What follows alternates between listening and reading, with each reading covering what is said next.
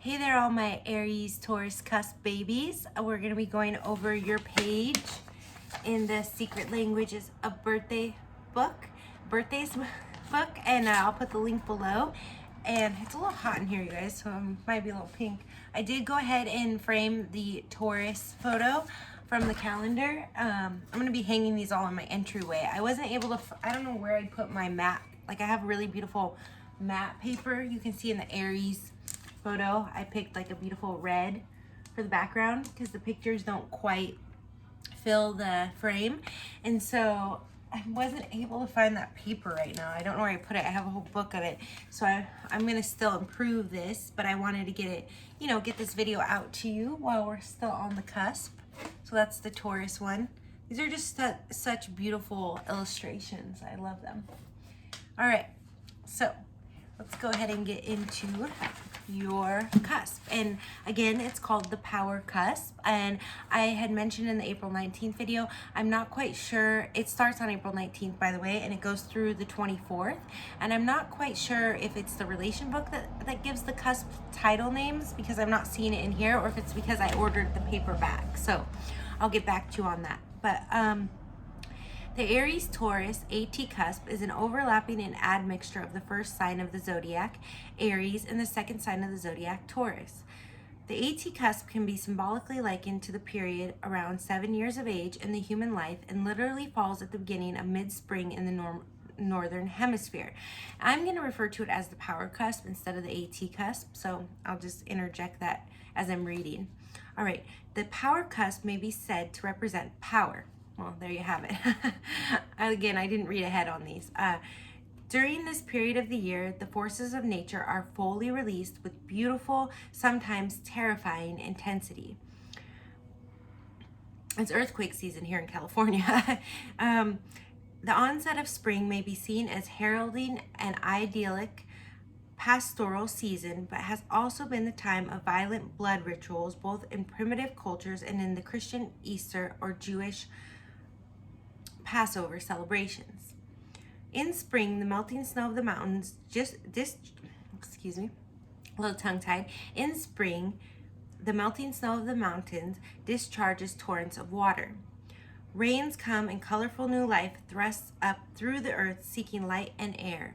In humans, the age of 7 usually marks the arrival of many of the second teeth, and the child passes over into a stage in which he or she begins to feel and express newfound powers.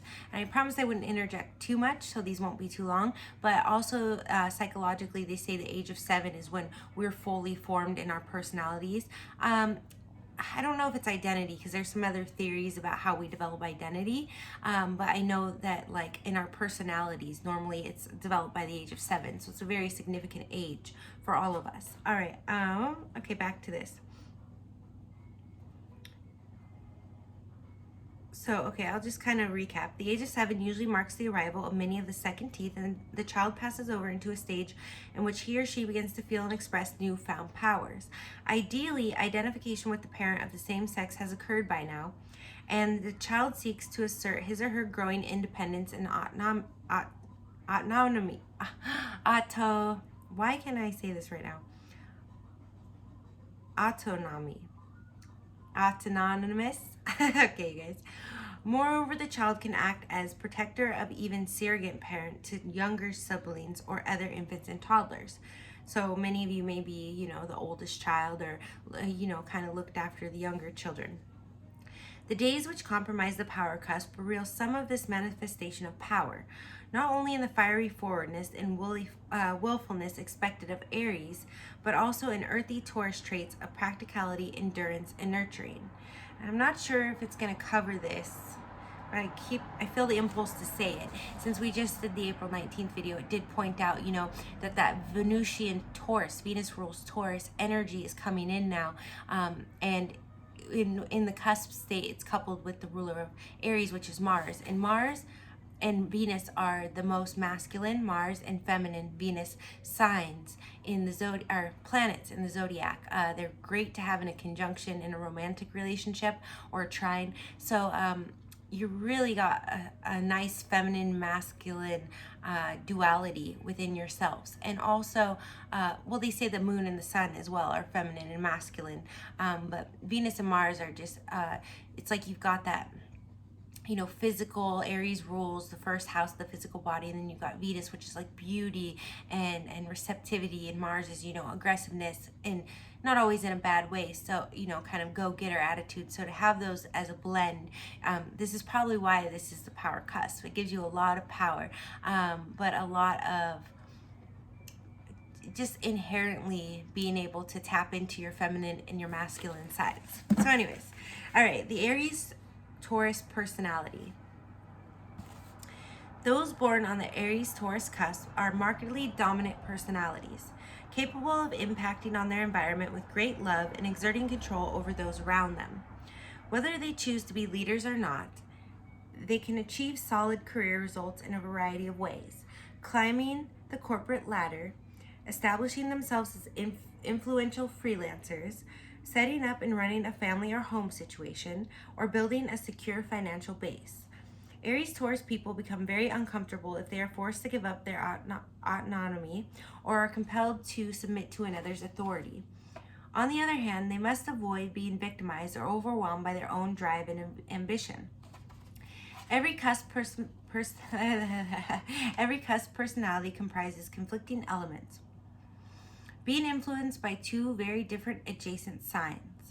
Because the Aries Taurus personality combines fiery, impulsive, and intuitive Aries traits with earthy, sensuous, and practical Taurus ones, frustrating conflicts between imaginative and realistic considerations may surface. On the other hand, earthy qualities may also serve to balance, calm, and ground fiery energies. Just don't burn yourself, okay? That was my little ad-lib. Intuitive sensation types. Those born on the cusp may at times show a disturbing lack of emotional sensitivity. Taurarians, they call them Taurarians. I call them Tauruses. I would call it Tauranians. It's Tauruses, basically, are highly strategic in thought and action. This is demonstrated in their, oh, I see. I think it's saying Taurarians, like Taurus, Aries. Okay. Are highly strategic in thought and action. This is demonstrated in their ability to overcome seemingly overwhelming odds, guided by an unerring instinct which tells them when to wait and when to act. Masters of thorough and painstaking preparations, they are not in any hurry to achieve immediate results. And I was going to contemplate whether I would mention this in the April 20th video, but I'll just throw it out there. I dated a guy that was born April 20th for 4 years, and he was a master at painstaking preparation, like unerring instinct, which tells him when and when not to act. It was so frustrating that he always knew when my guard would be down, and he could wait for months to you know exactly when I would be like caught off guard and receptive. It was very frustrating because he always had complete control, but that's a whole nother story. So, you know, make sure that you're using that ability in a very constructive manner and considering, you know, the other people involved as well, and not just doing it out of a need for power or a need to be in control, would be my advice there.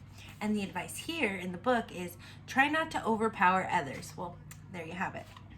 Learn to back off and allow things to happen as they will. Although your hands may itch to do the job, give others a chance to do it their way. Even if they make mistakes, try to remain sensitive to the feelings of those around you. That's basically what I said, you know, consider their feelings too, and consider your motive. Like, what are you constructively building? Not, you know, I'm just doing this to rule and ultimately destroying the project or the connection. I'm not saying you guys do that, but I have experienced that and observed it with your cusp. So, Aries Taurus attractions. People born on the Aries Taurus cusp are generally most attracted to other cusp people, particularly those born on the Taurus Gemini, May 19th to 24th, and Taurus Sagittarius, or in Scorpio Sagittarius, November 19th through 24th cusps. Now, I would advise with Scorpio Sagittarius cusp, you may be attracted to that. That may or may not be ideal for you because Scorpio is the opposite of Taurus. Now, Sagittarius is trine Aries, but that Scorpio Taurus axis can be quite challenging. So if you do find yourself in that, definitely make sure that it's something constructive and not destructive for the both of you. And Taurus Gemini, that would be a nice cusp for you. All right. Although Gemini may not be quite. Well, no, Taurus cusp could be a good match. I haven't really seen that nature where Aries Taurus gets with Taurus Gemini, you know, and I keep quite a bit of data myself about different compatibility, but it does make, on paper, it makes sense why they say that. Okay. Power cusp notables: Glenn Seaborg, Lucrezia Borgia, Adolf Hitler, Gro Harlem Brundtland, John Muir, Catherine the Great, Vladimir Lenin, Bai Yang, William Shakespeare, oh that's a cool one, I didn't know that, Catherine de Medici, Willem de Kooning, and Barbara Streisand. So that concludes your Power Cusp video, and I'll be linking, you know, April 19th through the 24th to this video, so you probably already saw those. I'm sending you lots of love, blessings, abundance, and light.